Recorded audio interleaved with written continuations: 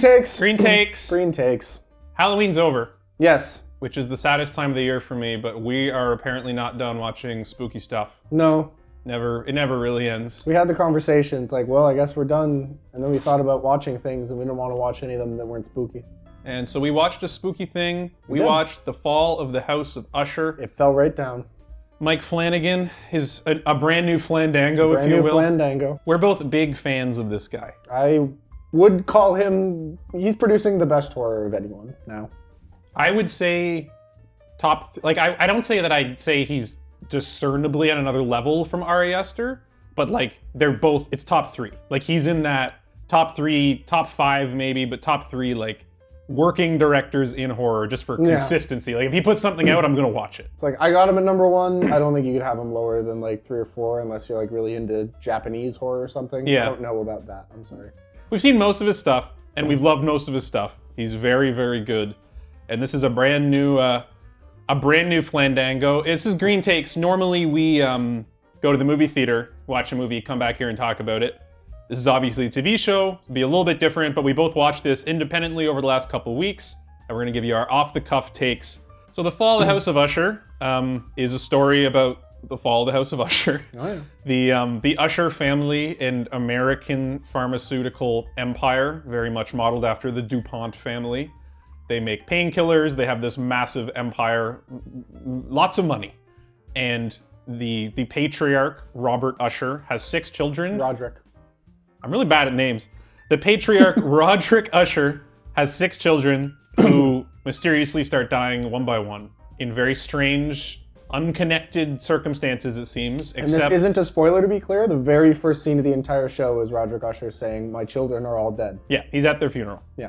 So Roderick Usher, his 6 children are dead, all disconnected circumstances and random events, except that one mysterious woman has appeared at all their deaths in different ways, and they kind of try to figure that out. And the show is basically the retelling of the story of his 6 children dying.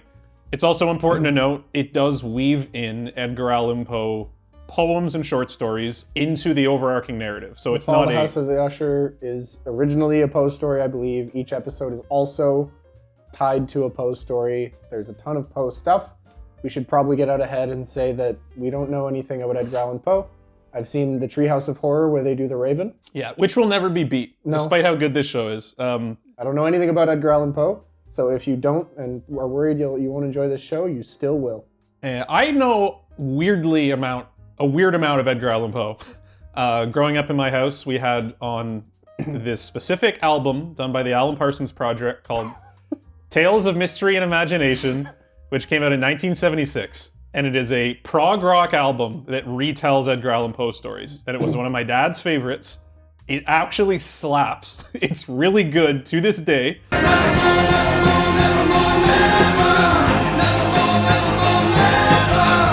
And through that music, I became really acquainted with the big hits. The Cask of Amontillado, The Raven, The Fall of the House of Usher. Right. So I have familiarity through that album. Okay. So You're an expert. I'm an expert is what I'm trying to say. So a little bit more. But that's basically the story. It's pretty transparent up front about what it's about. There's not a lot of like secrecy or mystery. It's basically all my kids died. Yeah. I'm gonna sit here and tell you the story of how they all died, and that's kind of the hook for the 8-episode series. Yeah, there's smaller mysteries to it, but it is interesting where it's not kind of building towards one central one the way something like Hill House is. It sort of flips it on its head. Yeah. We should also say that it stars the usual Flandango troupe. Yeah. Basically, 2/3 of the cast are people that have been in at least Hill House or Bly Manor or Oculus or Gerald's Game, at least 2 or 3 of them. I think they almost all have been. They sneak a couple of new additions, all of whom I think are wonderful. Do we want to get into that now? Yeah, I guess first thoughts. We'll give our first thoughts, spoiler-free, and we'll get into spoilers later. So what did you think of The Fall of the House of Usher? I absolutely loved Fall of the House of Usher. I think this is in tight contention with Oculus for my number 1 Flandango. Mm-hmm. They're very different projects. Oculus is like a pretty by-the-numbers horror movie. It's a haunted house movie, and it's great. This is obviously, this flips a lot of things on its head. It tries to do a lot. House of Usher has a lot of themes, a lot going on, and it does flip some tropes. I loved it. oh my goodness, did I love this series. I could not stop watching it. Was riveted throughout. I think it it felt like the culmination of everything he's been working on.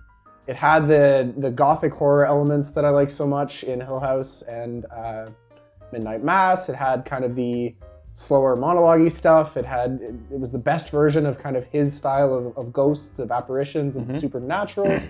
I think basically everyone in his troupe, that was my favorite of performance of theirs. Okay, I think there's a couple of exceptions, and I loved all the new additions. We'll talk more about the cast, but everyone new they brought in I thought was flawless and wonderfully cast.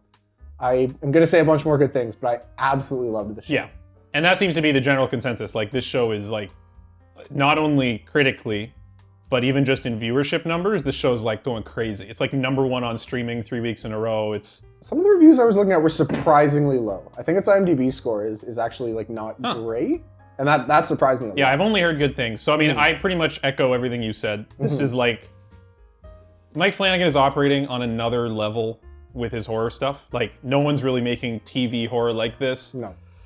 Like, the second best, I think there's still a big gap between this and the second best horror TV out there. He's just working with amazing actors. It's beautifully directed and written. It's somehow simultaneously, it feels like Edgar Allan Poe. Like, the themes fit in the 1800s, and yet it still feels fresh. Yeah. It's not, he does both. I don't know how he does both of those things. And I'll get into that with my good, but it's an excellent adaptation. Yeah. It's an excellent adaptation of someone else's work and how to do that, but inject your own flair. So, I mean, it's just top-notch stuff. I have to say, on a personal level, this is going to sound a little controversial, this is one of my least favorite flandangos. I assumed it would be. But you're talking about the band he's operating in is very good to great. Yeah. So it's like, I really enjoyed this show. Yeah. We watched it in like a week. I was excited to finish it. It was all there. It's more just like some of his other work I put on a pedestal for me, like especially Midnight Mass, which I think was his masterpiece for me. I didn't like this nearly as much as what I put up on his greats, mostly for subjective reasons, things that are purely my own personal preference with what I like to watch, and not an actual failure of the filmmaking in any way. So I want to talk about my issues with it, but the key is, like, it's a great show. I really enjoyed it. I didn't like it as much as everyone else, I don't think, and I definitely don't put it amongst his best work. Okay.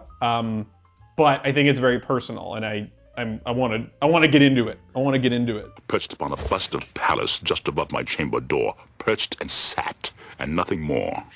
Spoiler warning now.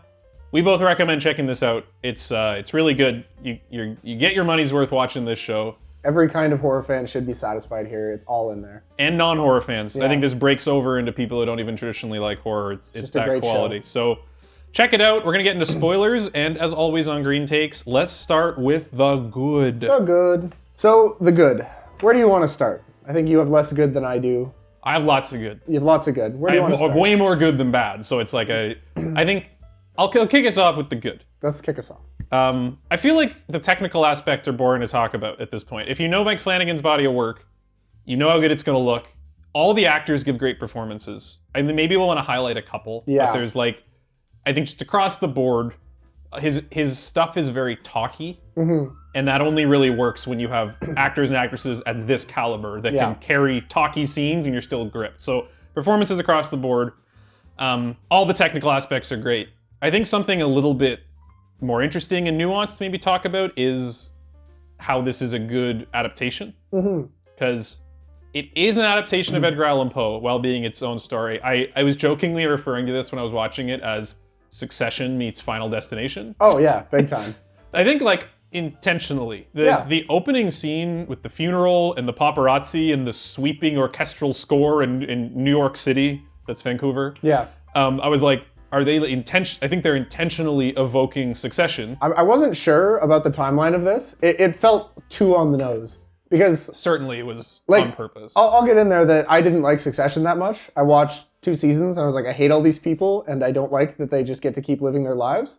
And so a show where they all get murdered by ghosts was wonderful. Yeah. It didn't even have to be good at that point. It could have been crap and just watching a rich family get annihilated by ghosts. Yeah. Oh. Yeah, but like, it's so interesting to have your Poe adaptation overlap so much with Succession, which to me are just two different worlds thematically, but he made it work. It absolutely works. Right, and he normally sets his stuff in Gothic settings. The Haunting of Hill House is very Gothic. Midnight Mass is very Gothic. Yeah. And those are two of my favorites of his. And this, so I thought, when I heard Edgar Allan Poe adaptation, I thought it was going to be pure Gothic horror. And he moves away from it. It's a lot of boardrooms and mansions and clean glass houses. Well, it feels like Gothic horror sensibilities brought to modern times. Yeah. It feels like the things that made Gothic horror scary back then, it just brings them up to today. And instead of, find feasts at your Victorian mansion, it's now just boardroom meetings. But the scary parts and the reasons Gothic horror worked back then and why Poe stories were spooky to people back then are just translated up 100 years. Yeah, it's a Gothic horror set in a sterile work environment, which is I don't really cool. know that anyone else has done, full stop. No. It's because I think a lot of people today would go back and read Edgar Allan Poe and be like, what is this dumb poem? This isn't scary. There's just some bird flying around. But I think that this book, or this series, does such an incredible job, if you're paying attention anyway, of it made me understand why people were scared of Edgar Allan Poe stories. Yeah. Right? Each adaptation, it kind of made you feel the dread that would have been that Poe is shooting for when he's writing these stories. Yeah. And I thought that was just so brilliant. And I just found myself actually being unsettled and scared by the raven on the bust of Pallas, or by the pendulum, or by the masks. And I was like, oh my God, how did he do that? Yeah, and it's a very faithful adaptation. If you actually do know these stories, he pretty much followed them beat for beat. There was a faithful adaptation, but even I knew a lot of these stories, I still didn't catch exactly what they were doing till halfway because it wove so seamlessly into the overarching story that I didn't catch the Poe story until it was really in your face. And I'm like, oh, they're doing... The brick wall. Was that one? Yes. I got the brick wall way too late. Yeah. Well, that's a specific story, the Cask of Amontillado. Yeah. I did know that story, but he's looking at the brick wall in episode 5. Yeah. Then it comes to 8 and you're like... Yeah, and when she whips out the Amontillado sherry or whatever, I was like, oh. See, it was funny because it was almost a double thing because I kept trying to catch him doing too lazy of an adaptation. She gets it out and she's like, this is Amontillado. I'm like, well, that was pretty on the nose. And then you realize they actually set it up 4 episodes ago. It's not just an Easter egg. Yeah. It's actually the story. They're going to do the story. I was like, but in that story, they go to the basement and put him in the wall. Oh. It's brilliant. I don't know how you stuff they adapted 8 Poe stories in here, and I don't know how you stuff it all in there, make it completely standalone. Because again, I didn't know any of these Poe stories other than 2 of them and the titles.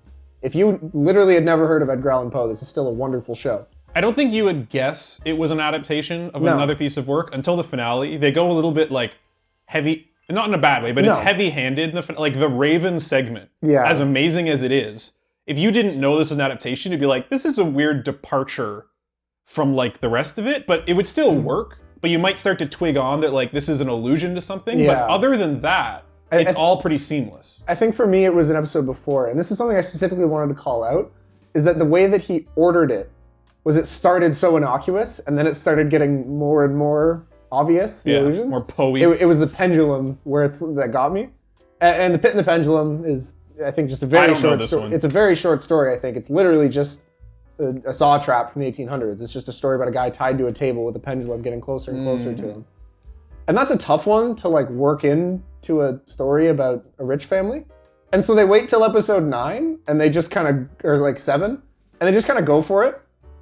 And it's they just talk about why they're doing it. Carla Gugino's just doing it for showmanship. Yeah. And I appreciated that.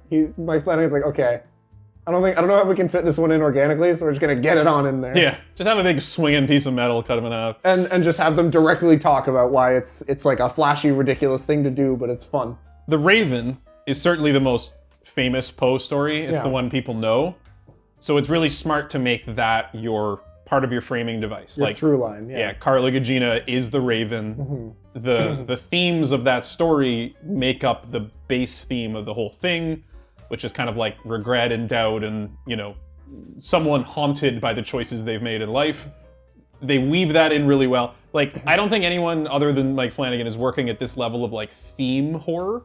Like, It's crazy. I don't know what you call the subgenre because it feels because all horror should do this, but like emotional horror, where he's telling a story with great characters, and then the horror is an accompaniment.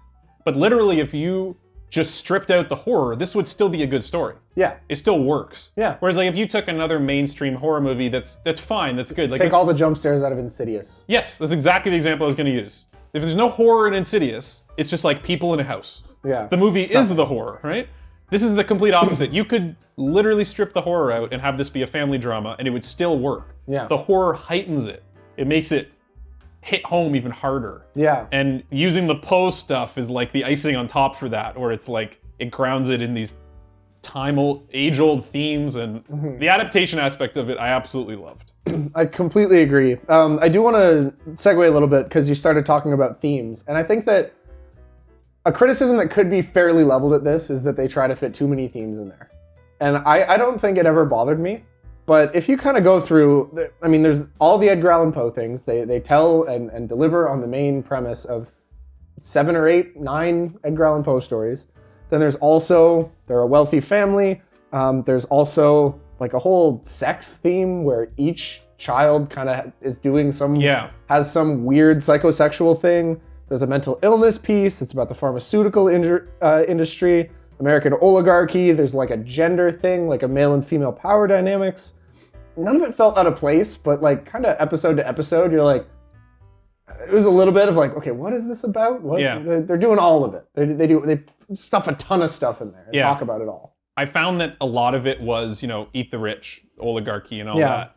There was a really beautiful theme woven in the last episode that I hadn't picked up on the whole show, and that was when Roderick actually chooses to sacrifice his children for wealth. Right. I didn't guess that part, that the Raven actually, it's a deal. She's like, she's not just an observer. I will guarantee you wealth and fame if you agree to have your bloodline die out with you. Yeah, very explicitly. And he chooses yes, which works thematically, but it also adds this like Gen Z nihilism. I literally had millennial wish fulfillment, so I think same ballpark. Where it's like the older generation sold us out. Yeah. They chose the life of luxury and doomed the world, and it raises this question: if they'd known, would they have still made that choice? If they'd had a clear, you can have a life of blissful ignorance, have these giant houses, have all this fun, but your children, your grandchildren would not be able to afford a house. It will be a world on fire. If you'd actually had the conscious choice, what would you have done? And this show puts that question on one character and lets Roderick be the avatar for that. Right. And that hit me harder than anything else in the show, was that choice and that moment where I was like, damn, it's not just eat the rich. Yeah. That enriched the theme work so much for me. I'm afraid you're ringside for my reckoning, old friend. I think this was my favorite performance from almost literally the entire troupe. I mean, we got to start with Carla Gugino, though. Yeah. Oh my goodness. She is, I mean, before this series, I would have said she's one of the better actresses working today. I mean, she's not quite broken out into the mainstream. She's been in a lot of stuff. She's been great in all of it. Gerald's Game she was 90% of the movie. Which is my favorite Flanagan movie. Yeah. And largely because of her. She was so good. And they just set her loose in this show. Yeah. She is just one of the best villains. One of the most effective and just perfectly written horror villains ever in anything. Yeah. Like, oh my God. The way that they portray this supernatural, timeless being who's just like a trickster and having fun with humans and has flair and is like mustache twirling, but is also just so effectively scary and unsettling and inhuman. Yeah. Just every single piece of her performance. It would have been so easy for it to have been too much of her character, because she's in a lot. She has a lot of dialogue. She talks with every single character. She's the driving force behind all of the bad things that happen in the whole show. And I thought it was just brilliant. Yeah, and it could have so easily been comedic that she's in all these costumes and different makeup, but she sells all the characters as real, grounded people. Bruce Greenwood is also just spectacular as Roderick Usher. He's so good. Yeah. He's just one of those guys. He was the other one in Gerald's Game. Yeah. He was the husband, so it was him and Carla. We've now watched a whole lot of hours of them together, and gosh dang it, is it just a treat. They have incredible chemistry, which is something Mike Flanagan's discovered and exploited to all of our benefit. Yeah. A couple of the new additions. we've got 2, in fact, Battlestar Galactica alumni that I can go ahead and highlight here.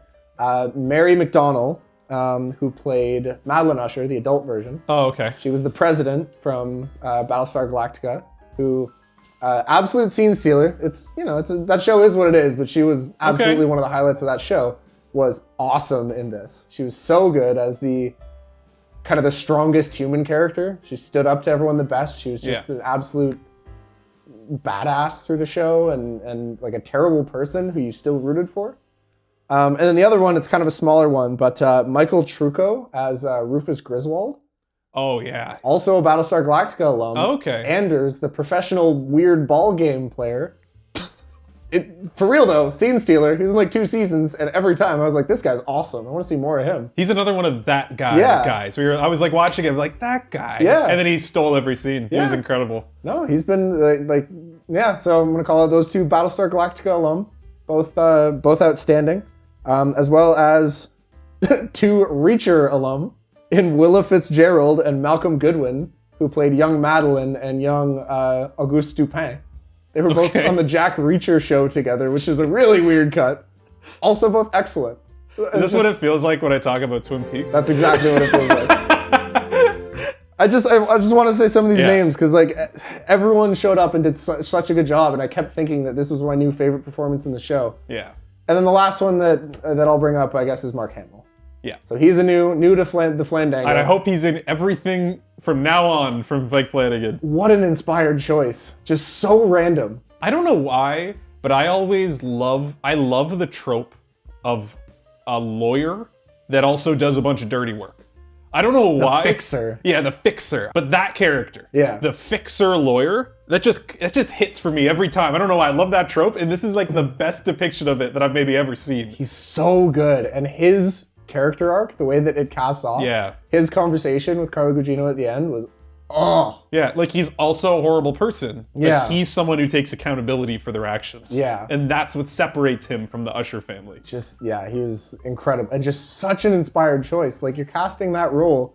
You don't put Luke Skywalker? No. That's so weird. Well, you do if you make him dress like the Grim Reaper and then have him do his Joker voice. Yeah. It does a lot of I was watching with Julia and I'm like, that's Luke Skywalker. And Yeah. she's like, oh, I would never have guessed. I like know. when I said it, she saw it, but it was like, it takes a minute, you know? It's like, so there was this exact character in House of Cards, right? It was Kevin Spacey's henchman.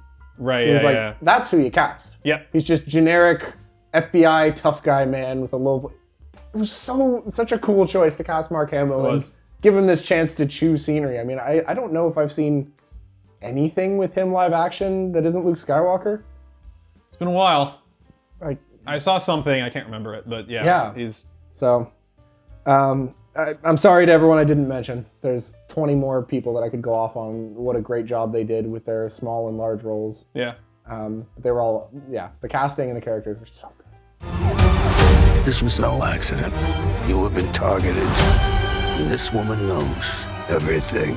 I was having a bit of Avengers flashbacks during the ending of this series because I am familiar with these stories. Okay. Just bear with me here. Familiar with these stories, and they're kind of woven out. And every time there'd be one that I recognized, I was like, oh, that's this one.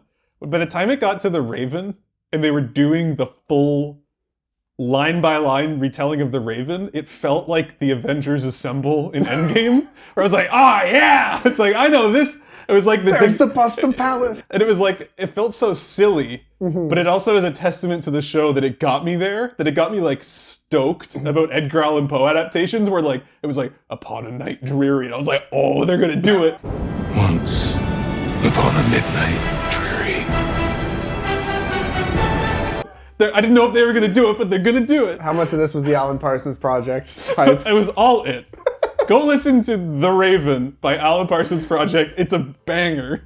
It's a banger. But I don't know. I had a very just funny moment with that. Is in the Cask of Amontillado. It was, again, it was like it felt like the part of my brain that gets happy watching MCU movies started getting like gratified as a horror fan, and that was a surreal experience. I think I had that with the pendulum as well, when I'm like, oh, it's gonna start swinging. The stillness gave no token, and the only word there spoken was the whispered word, Lenore. I think it's time to talk about the bad. It's a good transition for me, because you were talking about theme.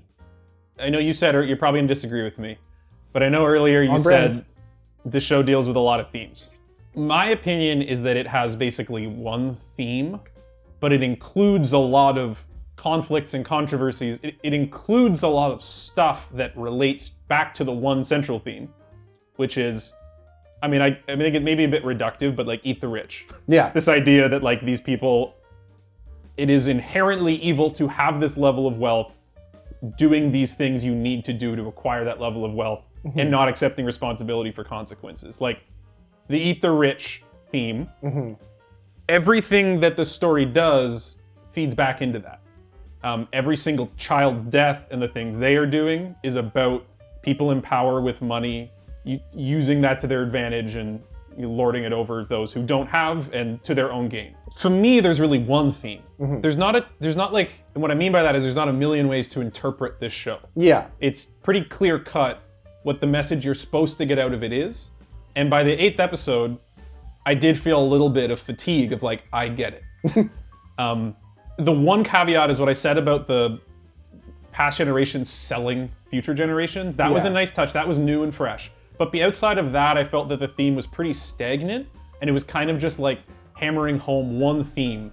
Every kid's death reinforced the theme more, but it didn't really add a new thematic interpretation for me. What I'm comparing that to is Midnight Mass, which to me had a lot more ways to interpret it. Midnight Mass was about religion, but it wasn't overtly pro or anti-religion. It was about trying to figure out the evils and the good that religion has to offer, and it was nuanced. It was gray and murky. And I don't think you could or should make a gray moral show about the DuPont family, because they are evil, and I'm not expecting them to do that. The Usher family. That's what I mean. Like these Ushers are the DuPonts. Yeah. I'm not saying make a sympathetic show about them. The subject matter is inherently black and white. Yeah. But Midnight Mass and some of his other work I found give me more room after watching for interpretation, to take what I wanted out of the show and on a rewatch to get new things from it. Whereas I found this show had very much one clear-cut message that was excellently executed, but there wasn't like branching ways for my mind to interpret that different ways, which is part of why I got less out of it and why it would be less rewatchable for me than his other work. See, for me, I did think it was gray, because I think that despite, I agree probably if you were to sum up the theme of the show, it would be with Eat the Rich, but I don't think that it does paint just all of these characters as terrible, irredeemable people.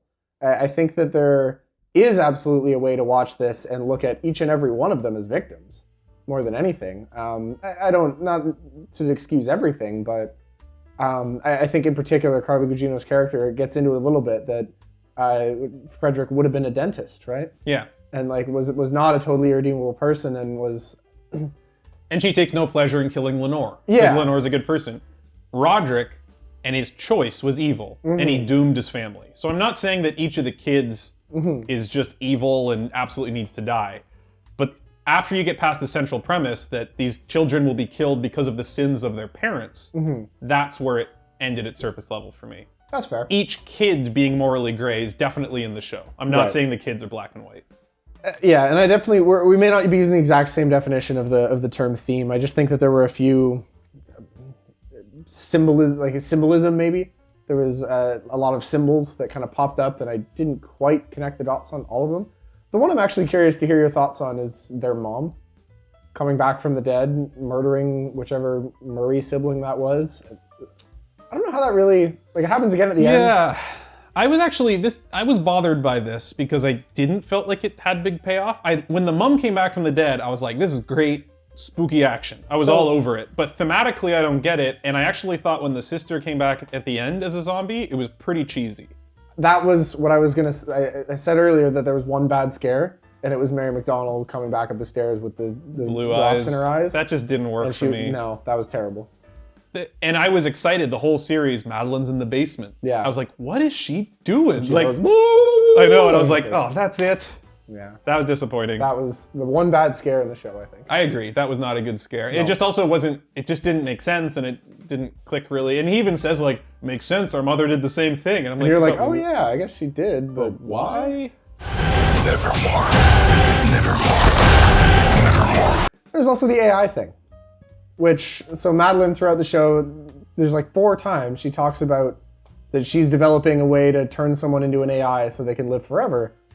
And I mean, that kinda, I guess that's an angle on the Eat the Rich, the whole, what's that, altered carbon thing, where people become rich enough they live forever.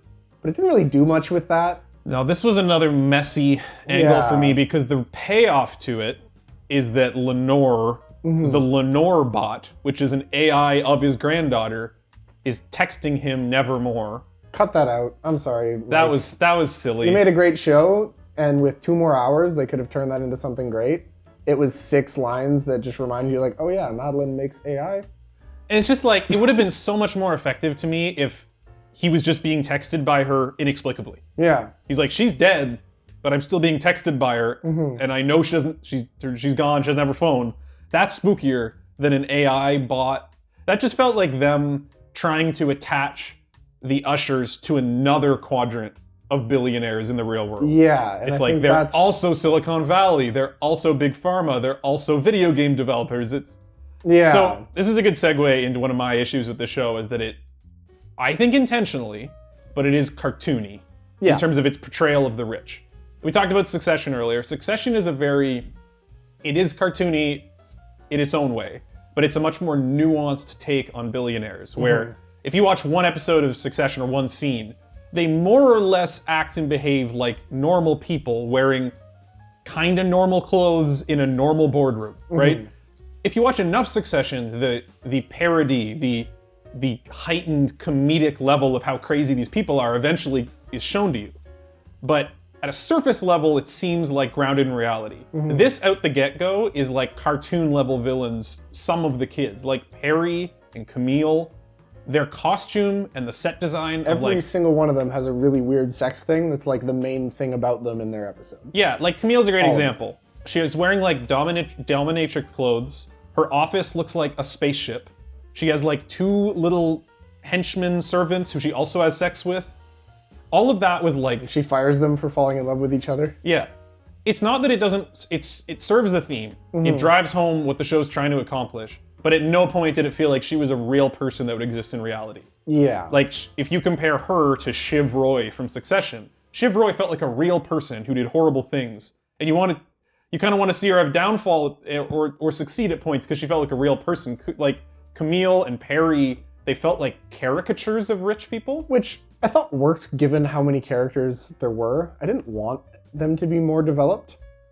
And I don't know think- that you had the time anyways, Yeah. but it doesn't make it not a fault. That's For fair. me, it was a little bit too heightened, a little bit too extreme depictions of wealth and character. And they weren't all like that. So I wanted to touch on this. Like, Freddy eventually goes like comic book villain when he tears his wife's lips off? Teeth? Yeah, I don't know. Rips But her teeth out, yeah. But for like most of the show, like him and Tamara Lane, they felt more like real people. Yeah. Perry and Camille were like annoying to watch for me because it felt like ridiculous. Like if AI wrote an evil PR person, that it would I come didn't up quite with have that. I agree with Perry, but he's kind of designed to be the first one dead that everyone hates. Yeah. And Camille, I don't know that I agreed. I did read a fun little thing about Camille that I just wanted to bring up.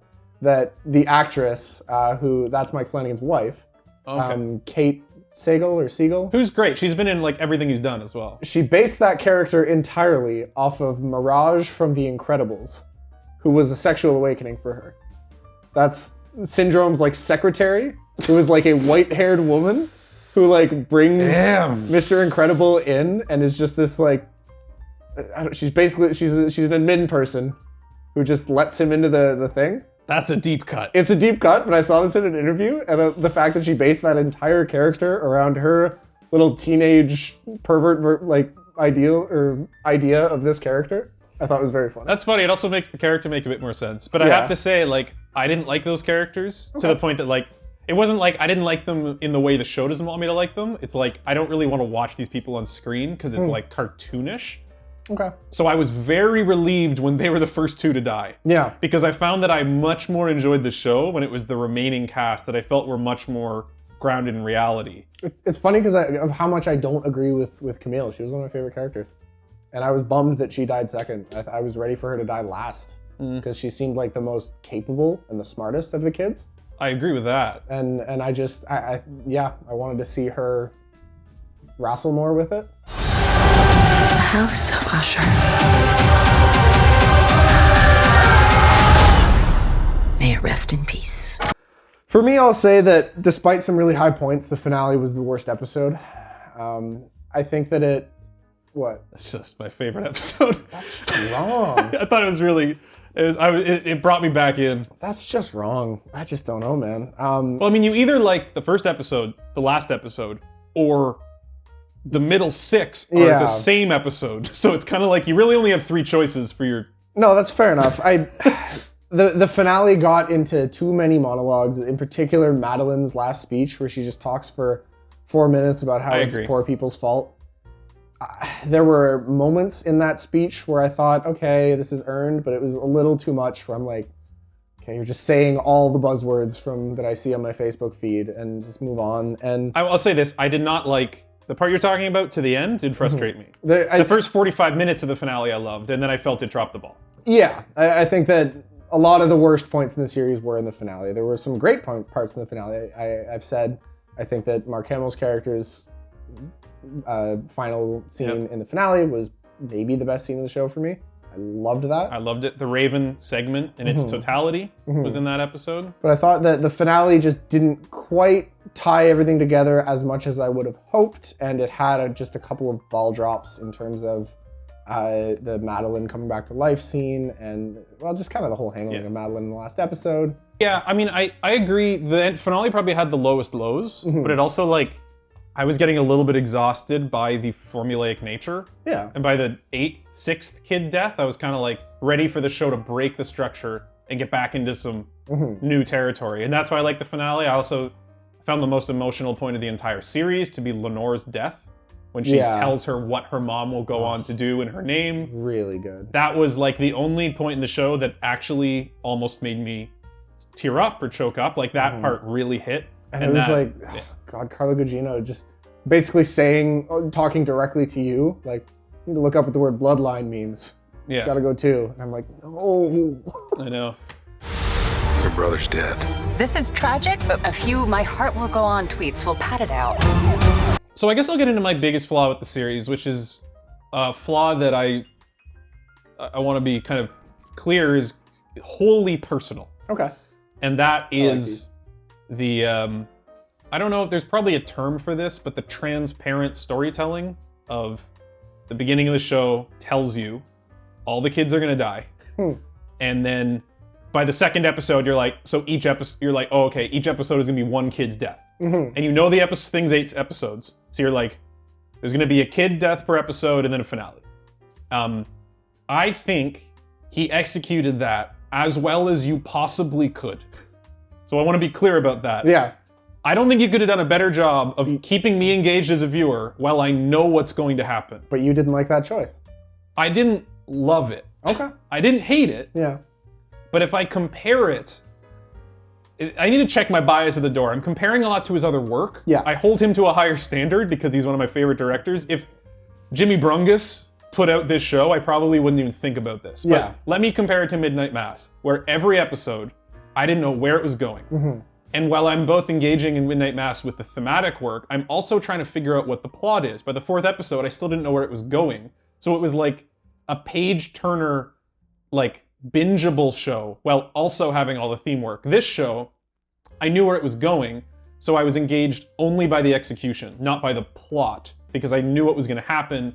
Although I wanted to see what was happening in the finale, there was a bit of a drought in the middle of the series for me where I'm like, we got 3 more kids to go, and I know the formula is not going to break until it's done.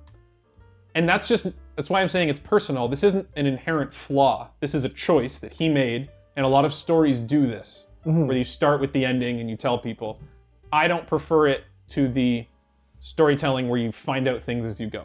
I'm more gripped by a story that plods you along and there's big reveals throughout the show. And that's fair. And I obviously can't disagree with your personal take on it. But when you say that you're only calling this out because it's Mike Flanagan, I think I liked it more because of that. Because if this was Jimmy Brungus, this was my first time watching a project, I kind of would have been like, yeah, that was a weird choice, and it may have taken some of the tools out of your box for storytelling. Yeah. I think that was the thing that made it the most distinct from Hill House of Midnight Mass. Like, why am I making a show about a family getting slowly murdered, or like a group of tight-knit people in a gothic setting getting murdered by a boogans? Like, why am I, Mike Flanagan, making this the third time? Yeah, and this fourth, fifth, whatever, how many times, yeah. I just thought that it was such a fun flip of the narrative, and to just be like, to just be upfront with it. Be like, here's what happens. Here's the story. I appreciate him doing it. Yeah. I'm not saying I would have liked him do the same thing more again. But if I'm comparing to his body of work, it's not as much for me. But I love that he tried something new. And I hope his next project, he does another thing that's new. Me too. The whole thing's going to be in backwards. Yeah. It's like Tenet. I didn't see that either. Yeah, just because like it's not for me, but it's like, it's kind of like what you're saying. In the hands of him directing this, I still really liked it despite that. But that's not something that I liked about the show. What I liked about it is that it let me focus on I guess, the new trademark term, the micro mysteries. Because Midnight Mass, I don't know, I think you tend to think further ahead when you watch stuff than I do.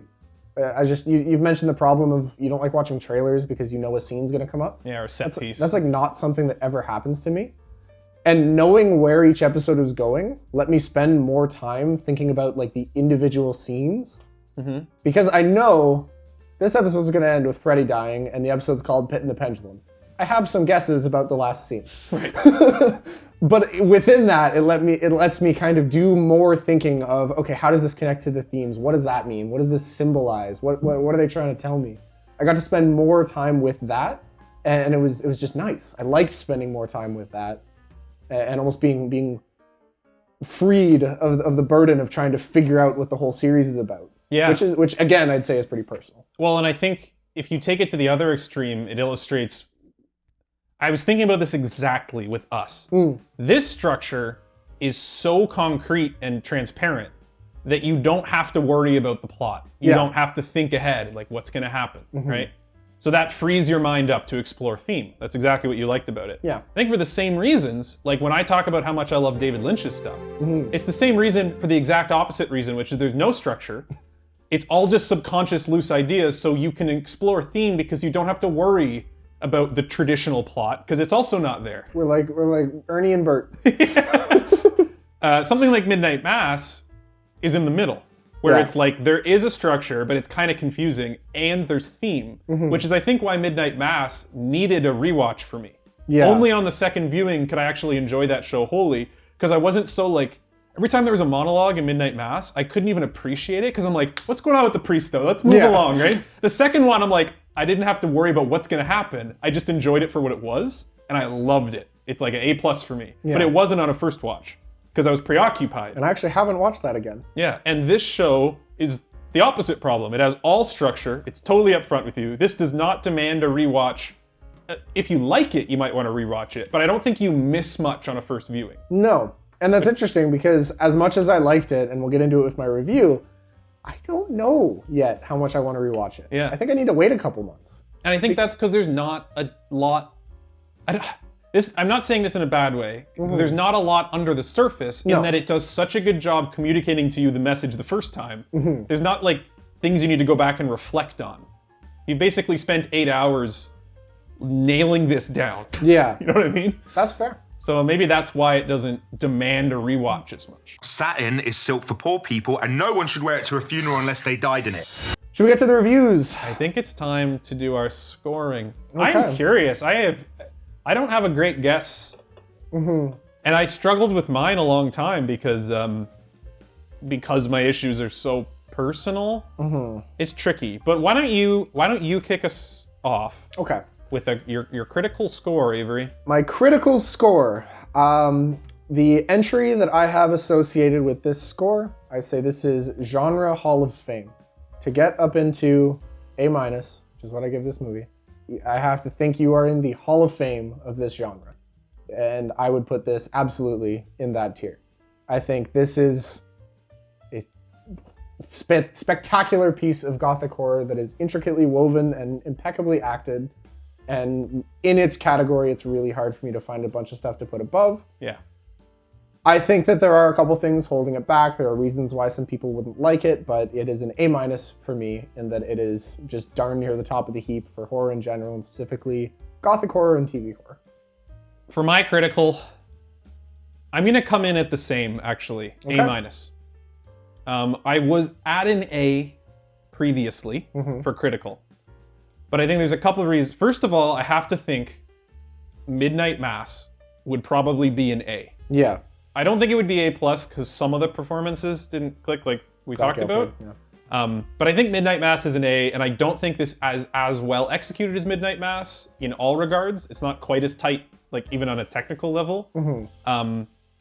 And now that we talked about it, some of the ending stuff with Madeline and the AI stuff is like a very muddy finish. It just like kind of like leaves a bit of a bad taste in your mouth with how perfectly everything was executing up till then. I would say that, like, again, don't binge it.